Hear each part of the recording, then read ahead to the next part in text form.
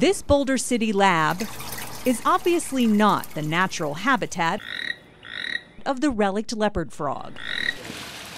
This is. So this is another site. And it's costing $270,000 of your tax dollars to keep it going. These are real, hard-earned taxpayer dollars that are being spent counting a frog that the eagle wants to eat. So where out there do these expensive amphibians hail from? Put your other foot in that little crevice. We went frog hunting with UNLV Assistant Research Professor Jeff Jager and Ross Haley from the National Park Service. After a lot of bushwhacking, we struck froggy gold. From the tadpoles in the lab to out here beneath the Hoover Dam, we find a grown relict leopard frog, the fruits of all the labor. Ross Haley with the National Park Service says we should be proud of how we're preserving this frog population. So we've kept this species from becoming legally listed as endangered. They're doing that through an agreement between the National Park Service and the Department of Air Quality and Environmental Management, which county commissioners authorized in January. The funding is spread over 3 years, and one of the goals is to count the frogs. So how do you count frogs? Well, they start them out in this tank in these little nets where they're eggs, and they hatch, and then they literally fish them out and plop them individually into these ice cube trays so they can get an accurate count. The tadpoles are fed, their environment studied. So we're going to take a temperature simply associated with this water to help them survive through a critical life stage when many die.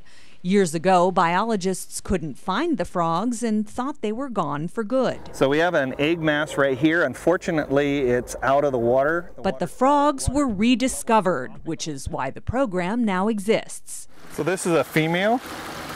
It's a little bit on the skinny side right now. It's the cost of fattening them up and keeping them going that Commissioner Steve Sisolak questions. I mean, when you look at the report and it's itemized and it's to set up the plan to save the frog, we spent $15,000. And then to manage the data about the plan for the frogs and the tadpoles, that was another $12,000. The money isn't coming from general funds. It comes from a section of the Endangered Species Act and the Multiple Species Habitat Conservation Program.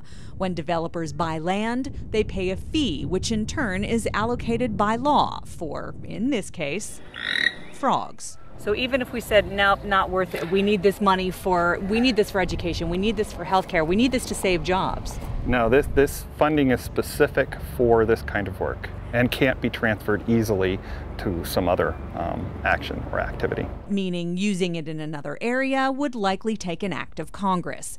In addition, Jeff says it would change the way developers get permits.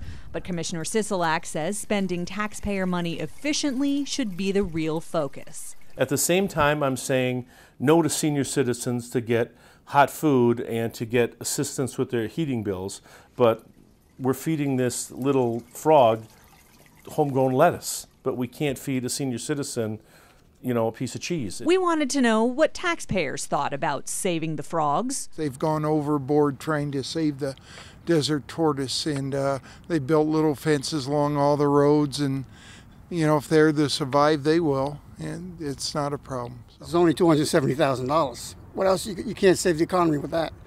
What are they going to use that for? So why not save the frogs?